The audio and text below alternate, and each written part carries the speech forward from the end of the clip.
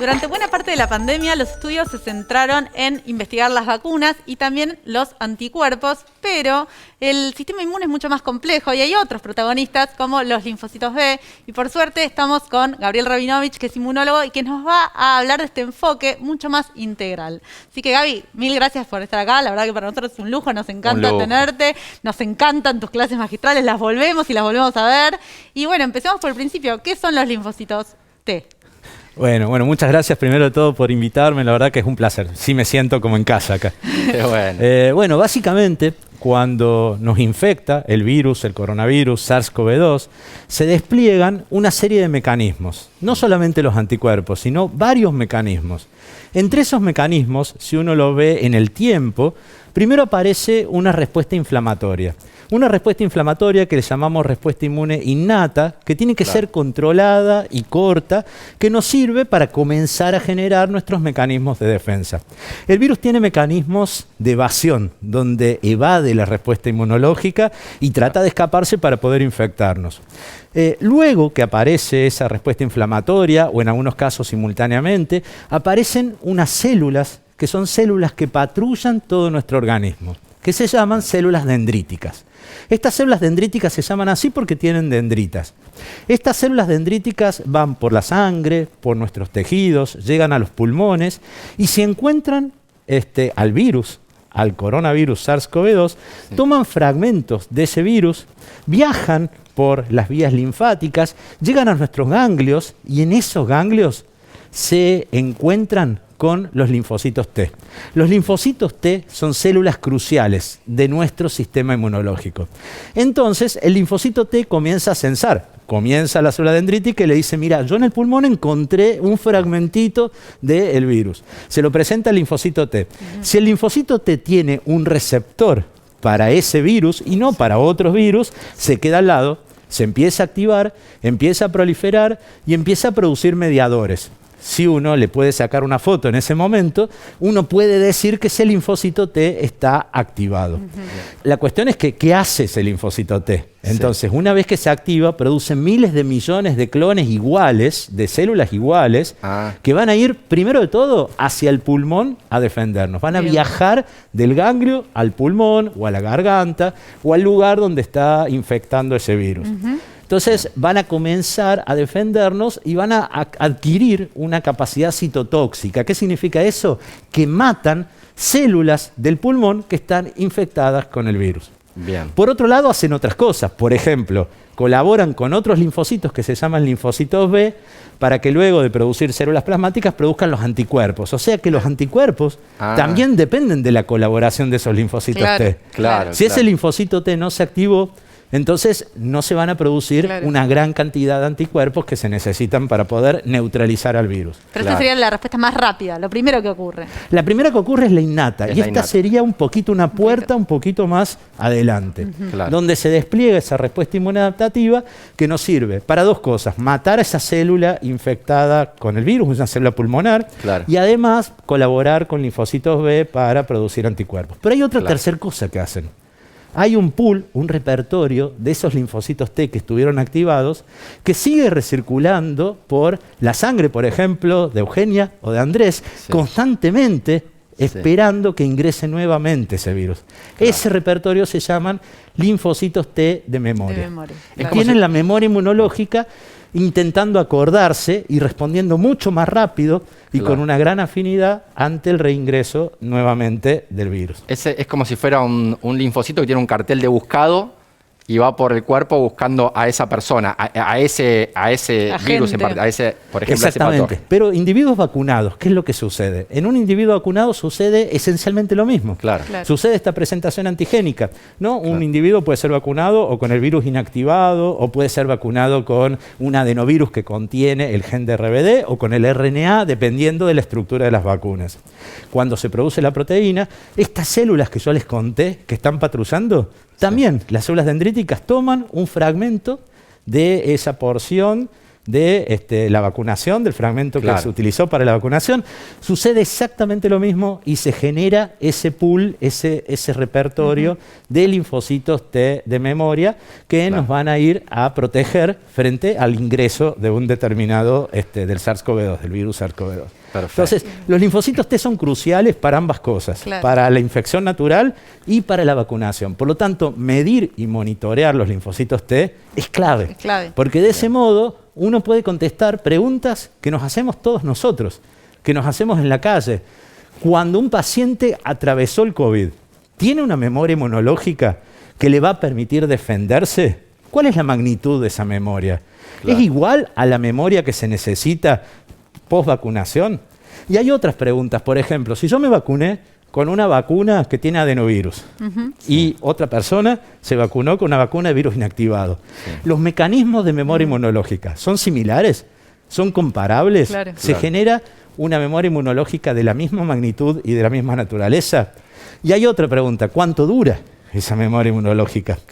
¿Y en general se sabe cuánto dura para otras patologías, para otras enfermedades? Exacto, pero no conocemos cómo dura en el SARS-CoV-2 porque es muy nuevo.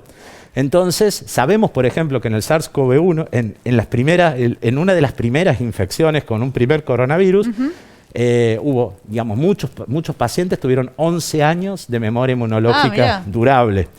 Entonces, eso nos sirve, conocer cuánto dura la memoria inmunológica es muy importante para poder tener políticas de salud pública. Tal cual. ¿Cada cuánto hay que vacunar a los pacientes?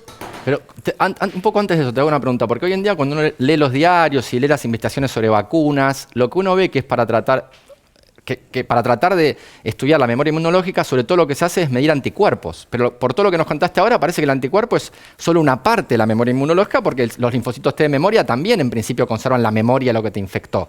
Exactamente.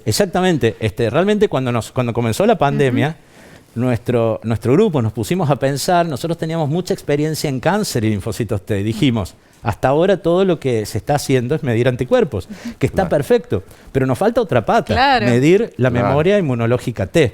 Y lo que decidimos con nuestro equipo es poder generar e implementar esta plataforma que le llamamos COVID-T. Antes quiero pasar a la plataforma COVID-T, ahora nos contás un poco mejor, pero para terminar de entender bien esto, ¿puede llegar a pasar entonces que, por ejemplo, decaigan los anticuerpos, pero no los linfocitos T de memoria, y por lo tanto estemos engañados cuando pensamos que por no haber anticuerpos ya no somos inmunes? Totalmente. Los anticuerpos son proteínas, tienen su tiempo de vida media, por lo tanto pueden declinar en el tiempo, y sin embargo nosotros tenemos recirculando una memoria inmunológica, tanto T como B, que está recirculando, vigilando nuestro organismo y protegiéndonos frente a una reinfección. Por lo tanto, conocer la estructura de esa memoria inmunológica es importantísimo. Buenísimo.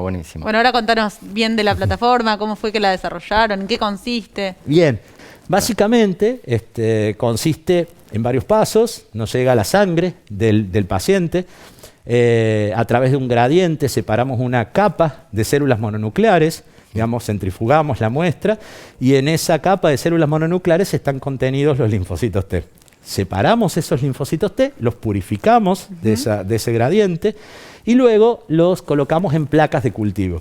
Los cultivamos en presencia de esos péptidos, de esos fragmentos que ya en vivo ya había visto el linfocito. Entonces, básicamente, los cultivamos durante 6 horas y luego de esas 6 horas marcamos, ¿se acuerdan que yo les conté que cuando se activaban producían mediadores, sustancias, moléculas, y que uno le sacaba una foto, podía determinar si ese linfocito estaba activado? ¿Y qué significa que está activado? Que vio a través del receptor ese fragmento que se le presentó. Reconoció que había algo que ya había visto. Que ya había visto y por lo tanto produjo mediadores, si no, no produciría mediadores. Exactamente. ¿No estás como reenganchado? Como que... Sí, es una aventura, es como un detective.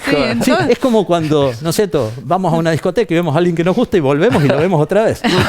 Entonces, o alguien que no nos gusta en este caso. Este no nos gusta. No nos gusta. Y bueno, y básicamente lo que sucede y lo que reproducimos in vitro es lo que sucede en vivo. Le mostramos algo que ya vio. Si lo vio, tiene memoria inmunológica. Y si tiene memoria inmunológica, produce muchos mediadores, muchas moléculas. Y entonces eso podemos marcarlo por fluorescencia y podemos medirlo en un citómetro de flujo. El citómetro de flujo permite medir con fluorescencia de distintos colores distintas moléculas involucradas en la activación. O sea, cuentan cantidad de células que sean de ese tipo. Exactamente, que se activaron. La cantidad de preguntas es infinita que nos podemos hacer. Claro. ¿Cuánto dura la memoria? Comparar los distintos tipos de vacunas. Ahora que ya está optimizada, nos permite hacernos muchísimas preguntas y responder a preguntas que la gente necesita saber. Claro. Y por ahora, ¿cuántas personas, de cuántas personas tienen linfocitos T, esta información? O sea, ¿cuántos sujetos se prestaron? Bueno, cuando comenzamos con la idea de hacerlo, necesitamos muestras para poder optimizar. Y ahí nos ha ayudado la gente del INVIRS, del Centro de Referencia de SIDA de la Facultad de Medicina, básicamente del biobanco que ya habían generado y estaban congelando células, y eso nos sirvió para optimizar de la mano de Jorge Geffner. Esto nos ayudó muchísimo. Y luego, de ese momento, empezamos a hacer un estudio bien controlado con hospitales de Cava, de la ciudad de Buenos Aires, fundamentalmente el Pirobano, que nos ayudó muchísimo. Y ahora se plegó también la provincia de Buenos Aires y hospitales de la provincia de Buenos Aires.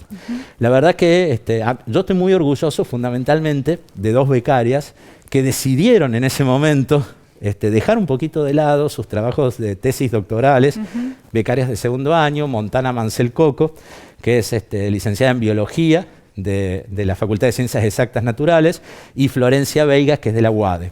Bueno, ambas dos se pusieron en el hombro la generación y la optimización, lo cual no fue fácil porque eran muchos pasos hasta lograr un algoritmo que integre todas esas moléculas, que es lo que estamos haciendo en este momento.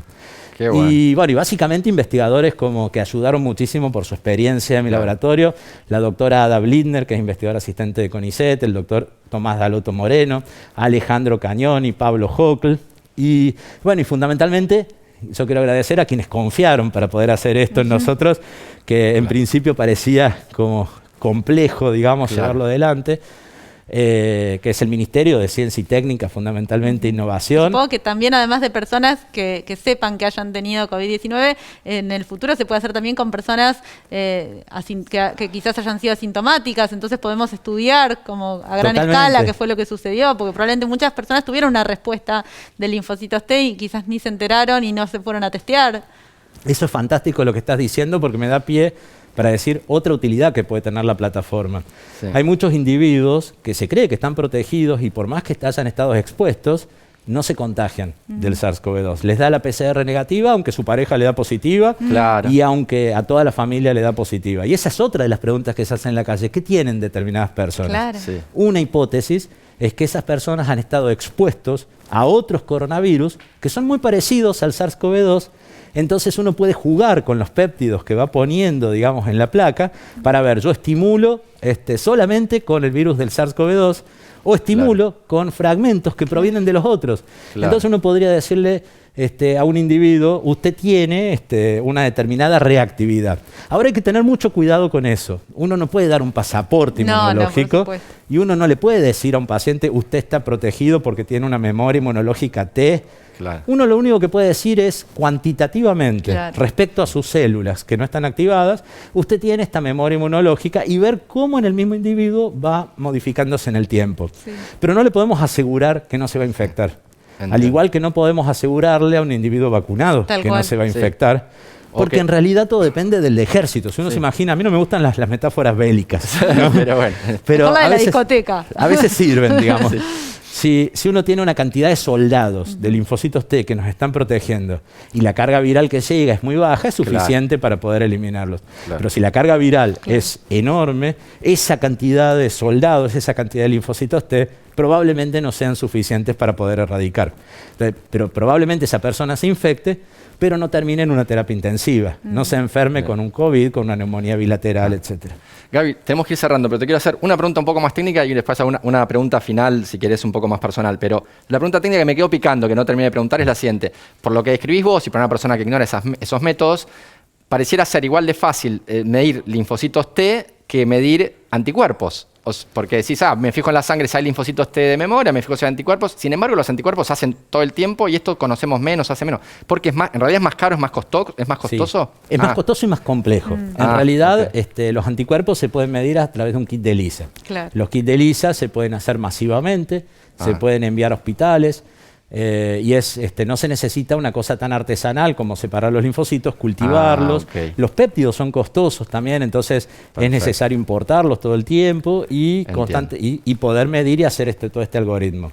Claro. La idea nuestra es terminar este estudio y poder de alguna manera transformarlo en un servicio y también poder contarle cómo se hace a todos los que quieran hacer. Extenderlo a todos los hospitales y a todos los servicios que tengan un citómetro de flujo y que tengan un flujo, una cabina de seguridad para poder hacer cultivos linfocitarios. Me dejaste hacer la última pregunta, una cosita nada más. Está bien, pero no, porque vos tal vez no sabés, porque vos tal vez me acaba de contar él fuera de cámara, pero me contó. ¿Vos sabías que él publicó Nature le pidió que escribiera un artículo hace poco? No sabía. Así dale, está bien. Yo le iba a pedir algo más personal, pero vamos con, alto dato. No, bueno, pero tiene que ver también. No, vas a ver, es así. Gaby me acaba de contar que la revista Nature, para los que no saben, la revista más prestigiosa del mundo, hizo un número especial donde contó sobre la reacción de las comunidades científicas frente a la batalla contra el coronavirus en diferentes países. Él escribió la de la Argentina.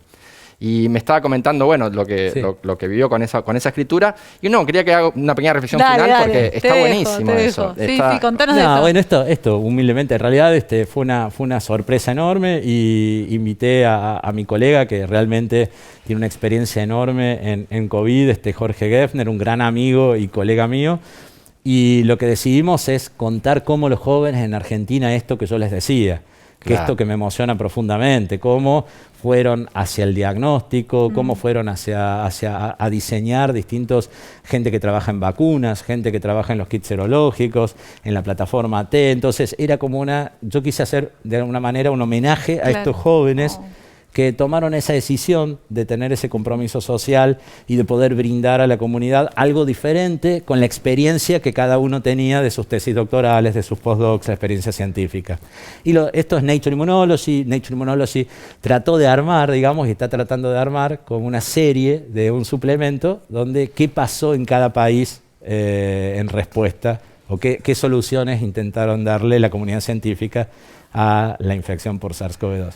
Y bueno, escribimos un mini artículo con Jorge y nos permitió esto que les decía, ¿no? Excelente. Poder brindarle ese homenaje a los jóvenes científicos. Hermoso, Excelente. Gaby. Bueno, te deseamos la mejor de las suertes a vos, a todo tu equipo, a todas estas personas que trabajan tanto y queremos saber qué pasa con la plataforma, qué pasa con los linfocitos T. Yo quiero saber de los míos, pero también quiero saber la epidemiología del país. Así que muchas preguntas quedan abiertas, como siempre en la ciencia. Las investigaciones traen más preguntas y eso me encanta. Bueno, ojalá que podamos, ese es mi deseo, ahora optimizada la plataforma, podamos trabajar muchos más en eso y podamos brindar respuestas y podemos ampliarla cada vez más para que llegue a cada punto del país. Es nuestro deseo. Excelente. Gaby, venís vos y me pasa lo que no pasa nunca, que me peleo con Euge para ver quién hace las preguntas. Gaby, muchísimas gracias. Espero que nos cuentes en breve los éxitos de esta investigación. Nosotros nos vamos y enseguida volvemos con más La Liga de la Ciencia acá en la Televisión Pública Argentina. La liga de la ciencia es alfa, es beta. La liga de la ciencia. Hay un portal, hay un sitio, hay un canal donde el conocimiento toma la palabra. Todo Ciencia. Todociencia.com.ar. Mucho más que noticias científicas. Es nano, es mega. La liga de la ciencia.